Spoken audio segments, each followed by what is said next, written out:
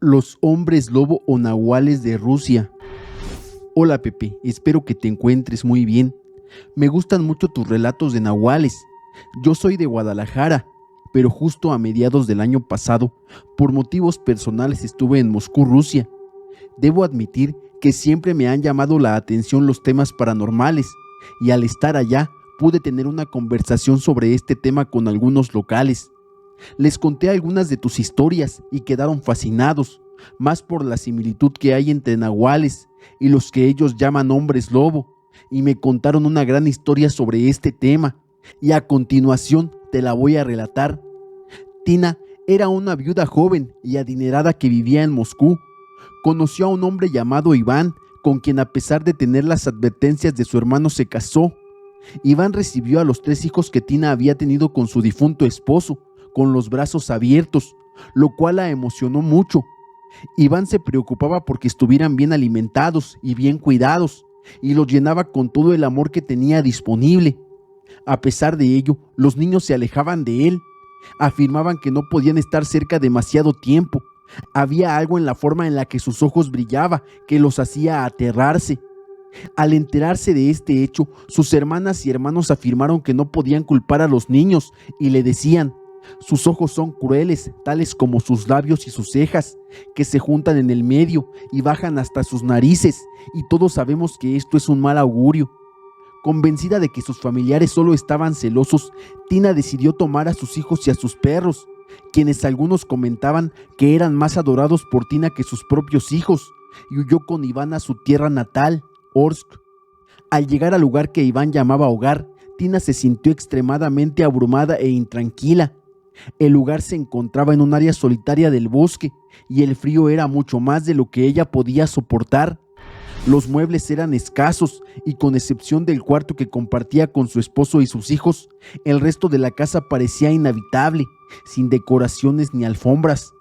Según Tina, tenía cierta similitud con los jardines de los zoológicos que había visitado anteriormente.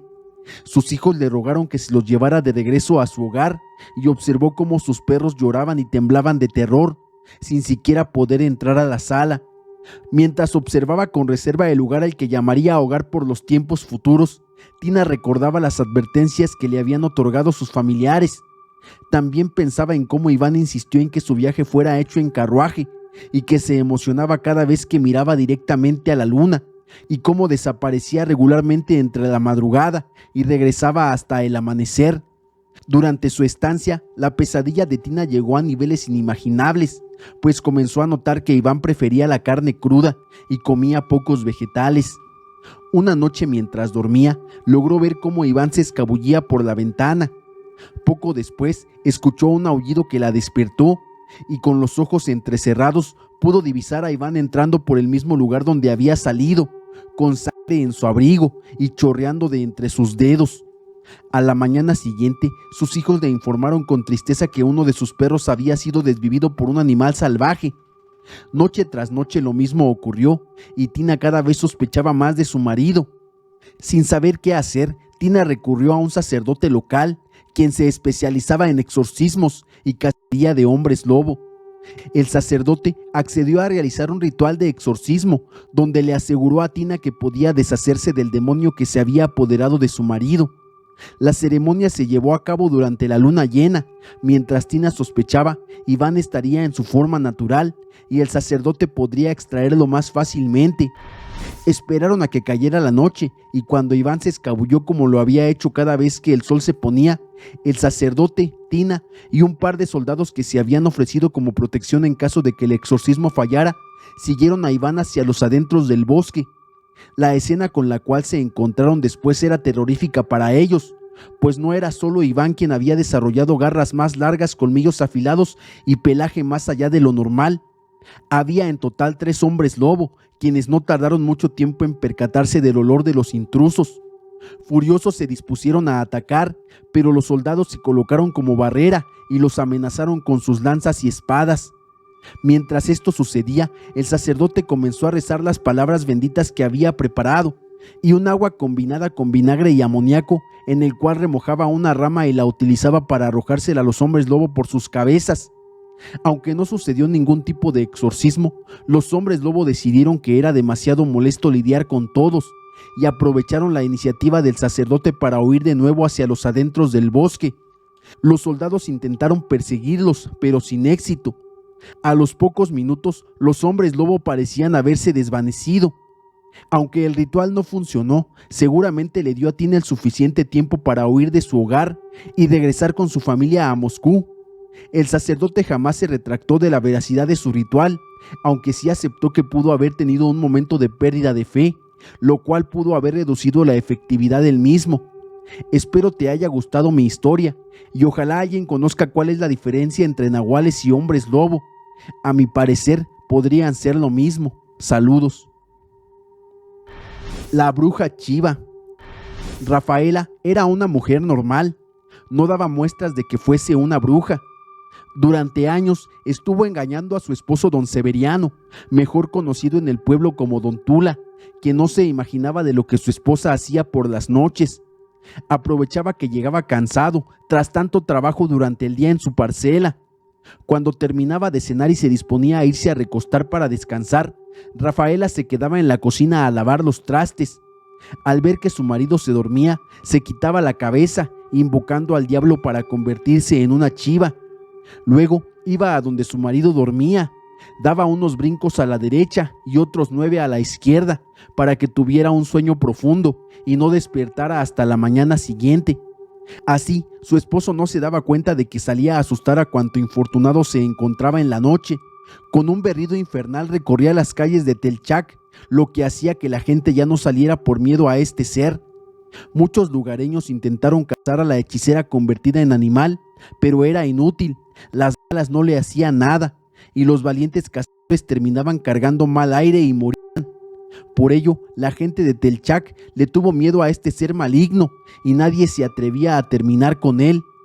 Un día, don Tula se encontró con su vecino don Tacho, quien le comentó que todas las noches escuchaba los berridos de un extraño ser que provenían del rumbo por donde él vivía.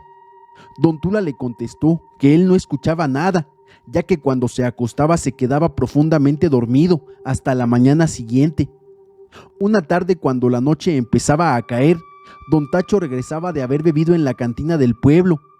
Al ver que en la casa de don Tula salía un extraño ser con cuerpo de mujer pero con cabeza de chiva, se dio cuenta de que era la bruja chiva. Corrió despavorido y como pudo entró a su casa y le contó a su esposa que se dio cuenta de que su vecina era la bruja que asustaba en el pueblo. Ambos decidieron callar el secreto de Rafaela por miedo a que les hiciera algún daño. Los rumores en el pueblo empezaron a salir, hasta que un día don Tula, regresando de su trabajo, decidió pasar a visitar a su madre. Al verlo, la señora se dio cuenta de que su hijo estaba enfermo, sin peso y demacrado. La señora había escuchado los rumores de que su nuera era una bruja y le dijo a su hijo lo que se contaba de Rafaela en el pueblo. Don Tula no solo no le creyó, sino que se molestó con su madre. Sin embargo, la señora le insistió en vigilar lo que su esposa hacía por las noches. Durante el camino, don Tula estaba pensando en todo lo que había escuchado, y esa misma noche, después de cenar, se fue a recostar a su hamaca y fingió estar dormido. Al ver que su esposa tardaba mucho en entrar a dormir, salió a ver lo que hacía.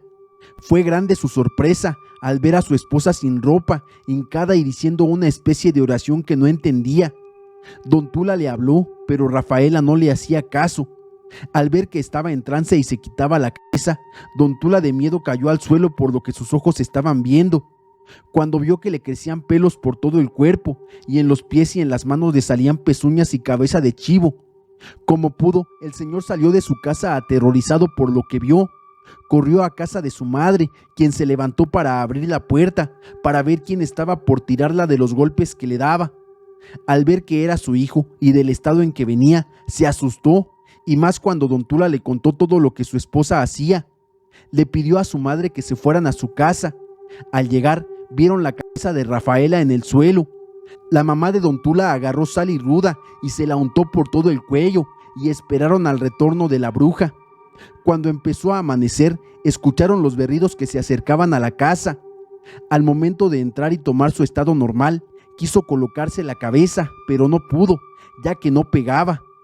Al ver lo que le habían hecho, pegó un fuerte grito y nuevamente se convirtió en chiva y salió corriendo de la casa. Cuando el pueblo se enteró de lo que había pasado, fueron a la casa de Don Tula, quemaron la cabeza de la bruja y salió una turba de gente para catarla. Las balas que utilizaron fueron rociadas con agua bendita y sal. Cazaron a la bruja Rafaela cerca de los montes de Yobaín. Recobrando su estado normal, la trajeron hasta Telchac, donde la quemaron, y se dice que sus cenizas fueron puestas en una cripta en la iglesia, donde se puso una inscripción en latín para que ya no vuelva a salir a asustar al pueblo.